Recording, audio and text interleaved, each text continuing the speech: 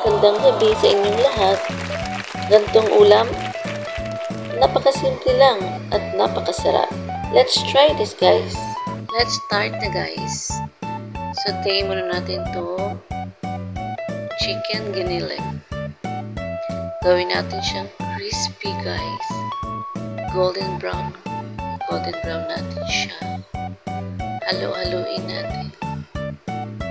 At lagyan natin ng konting oil. Ayan. Igisa na natin ang bawang. Igisa na rin natin ang onion. Brown na rin natin sila, guys. Para lumabas ang kanilang aroma. Ayan. Mix na natin silang tatlo, guys. Wait na lang natin silang maluto. Mag-combine na ang mga lasa. Ayan, nilagay ko na rin yung spring beans. Ayan. Tapos, haluin na natin sila, guys. Hanggang sa kumapit ang lasa. Ayan, kita nyo naman.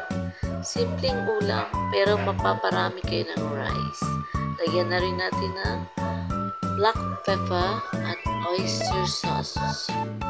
Ayan, o diba? Gisang-gisa natin sila, guys. Tapos lagyan na rin natin ng water. Konti lang na water, guys. Ito ay tinatawag na adobong spring beans. Diba? Masarap to, guys. Magkakalimutan mo ang iyong pangalan pag natikman mo ito. Kidding aside, bye-bye!